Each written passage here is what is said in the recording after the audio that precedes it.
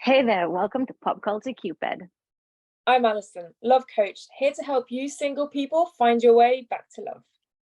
And I'm Michal, I'm a single life coach. I help singles embrace themselves and their singleness, as well as develop a healthy self-relationship. In this podcast, we will look at how pop culture impacts romance, dating, and your love life.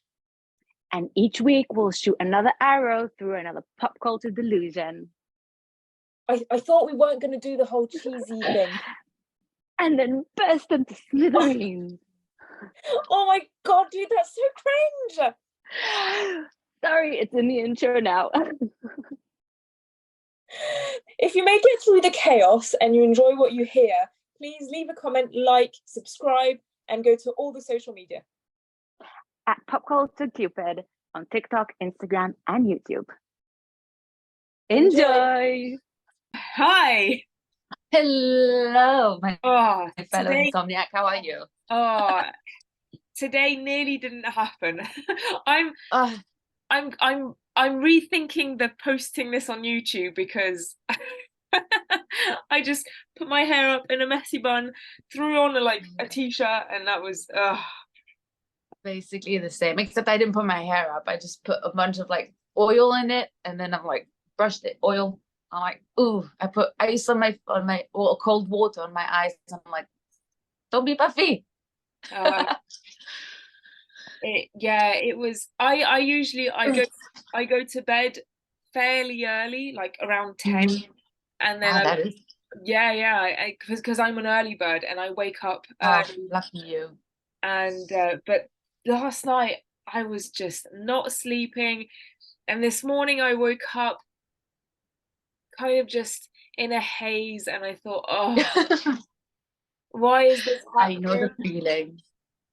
Yeah, where you're like, is this reality? Am I still sleeping? Is it still last night? Exactly. I was with my boyfriend yesterday, and this morning he was like, it took you about an hour to kind of be awake and not go in and out of sleeping.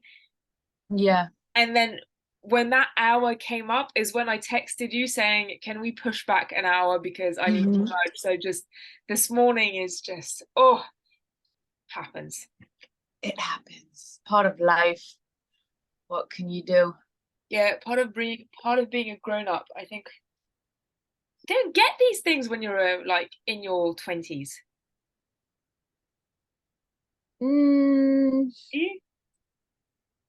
Well, I think in my 20s I'll just give up. I'd just stay in bed the whole day. But that's so much what I want to do. But my boyfriend is the very kind of hyperactive, and when I'm on top form, I'm usually quite active, and I feel that you are as well. But when I'm not matching energy, I'm just like, I just need to sit on the sofa, watch a stupid show all day, and do nothing. That would be nice, wouldn't it? I'm kind of really tempted to just do just that after this, but we have things to do. We have adulting to be adulted, and yeah, adulting needs to happen. Yes. Yeah, I agree. I remember. I also need adulting things to happen. I still can't believe sometimes that I'm an adult. I'm like, wait, what? Wait, what? But before we digress too far and not come back to Ultimatum, this week was I own the place that I live in, and so it's in a building. So we have these homeowners meetings regularly, and we had a homeowner meeting.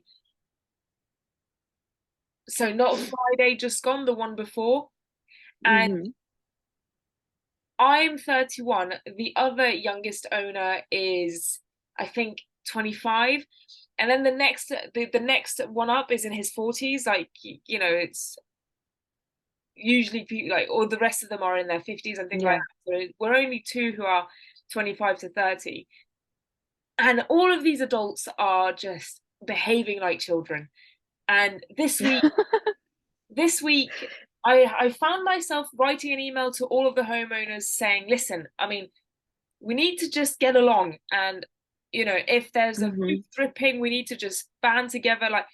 And if we're not agreeing, we need to go and get the information.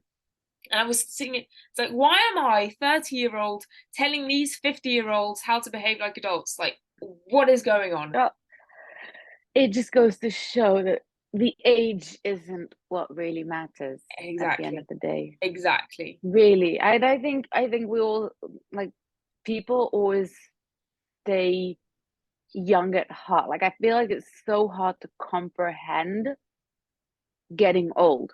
Like, I see it in my parents a lot. They're still so young sometimes. Like, they still behave like children at times. And, like, especially with emotions, you can't really. But we're digressing here. We're getting But all I digressing. philosophical and psychological. Well, because I think about Ultimatum, and we're going to be able to talk a lot about adults behaving like children. Oh my God, that's so true. Well, why Last else go on a reality show then, right?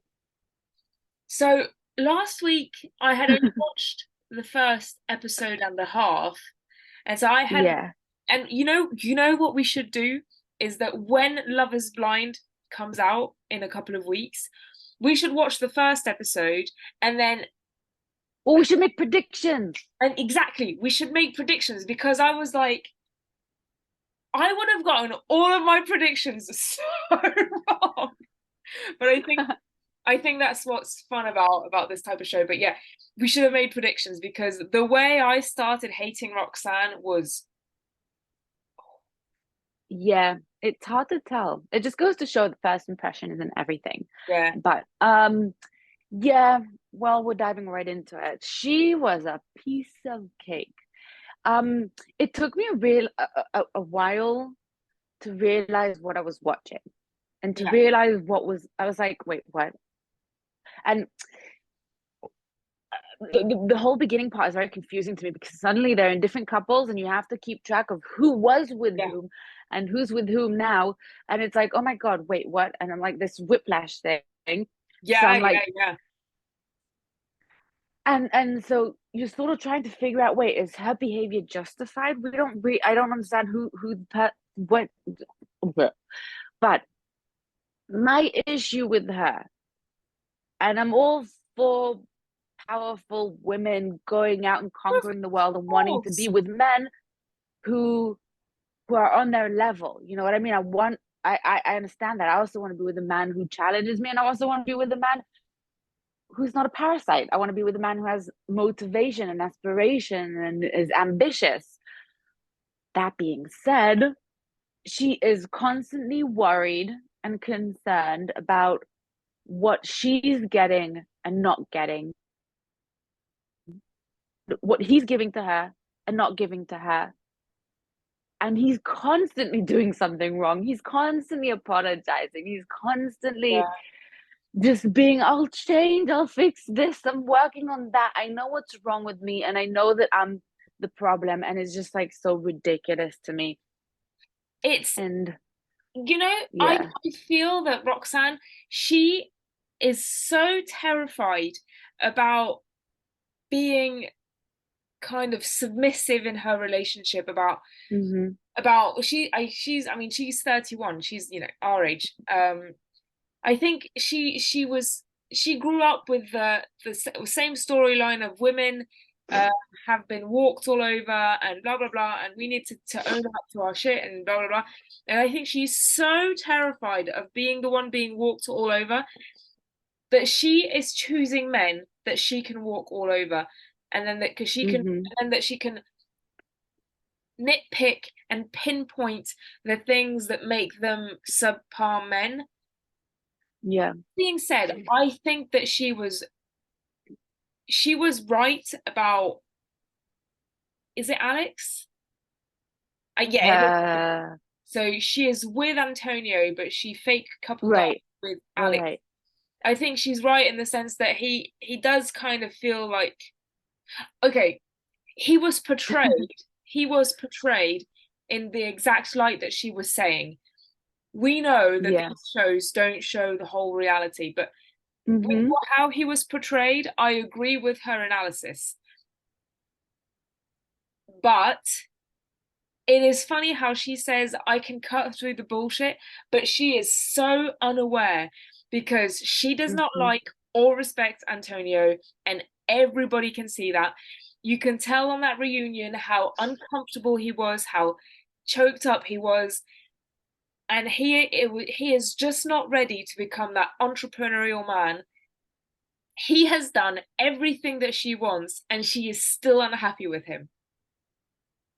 And she'll still be unhappy no matter what he does. That's the absurd part. I feel like he's trying to mold him and shape him into something that he isn't, instead of just letting him go. And it's like the worst thing you can do is dragging someone along because, I don't know, because she can. Where else is she gonna find a man that she can control like that, and who's gonna follow her like a little puppy, who's gonna do whatever she wants? And like she says, she wants him to be ambitious and strong and whatever, but at the end of the day, she's acting or behaving towards him like she likes him as he is now, which is basically beneath her, like her subordinate or whatever it is. But she said something along the leagues and playing in different leagues. yeah, I was like, that is, I mean, I think we all agree that she's right in the sense that there are different types of people that play on different levels. And, you know, you've got the ambitious people and the good looking people and the academic people and the vegans and everything. And it's just, there is not a, that's the difference. I think we all agree that there are different types of people, but there are not hierarchies. But she is putting it in the hierarchy thing, and she is telling him, I'm out of your league. How horrible is that? So horrible.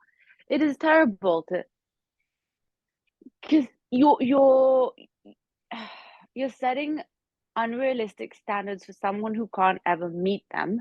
And I don't think anyone would ever meet them, because I feel like no matter who she dated, she'll find something to nitpick and something to complain about. That's just that kind of person. And Antonio is, I really liked him. I think he's a lovely guy. I think he's very sweet. I just think he's a bit of a pushover and he needs to stand up for himself. I think he's got some growing up. And oh, for sure, for sure. I'm not sure. How old is he? I can't remember. 30. How old? 30. 30. Yeah. I mean, his story, he comes from, like, he used to do a lot of recreational drugs, and he wasn't like a horrible meth head, but he was he did say he smoked weed a lot, he would drink a lot, and he would do all these things that are very easily accessible, and he just fell into it. And he only stopped kind of like a couple of years ago when he met Roxanne. So I put him at the teenage level of just, he did this for years and he hasn't grown up. And I agree, he is a pushover and he just has some growing up to do, which is fine. Let him grow up. Don't push him into something. Because obviously people can be entrepreneurs, but people can also have very successful careers being employed. You don't have to earn a lot of money to be happy. I mean, yeah, I just feel like she's trying to mold and shape him into something that he isn't, or she's just trying to create him be exactly as she wants, which is never right for any relationship. You can't force someone to be something they're not, or you can't force them to grow up if they're not ready for it, or you can't force them to do it quicker than they're ready for. And at the end of the day, if there's so much in him that bothers you, then he's likely not right. You can't force someone, again, and you shouldn't force someone to change for you. And if he wants to change for himself, then that's great.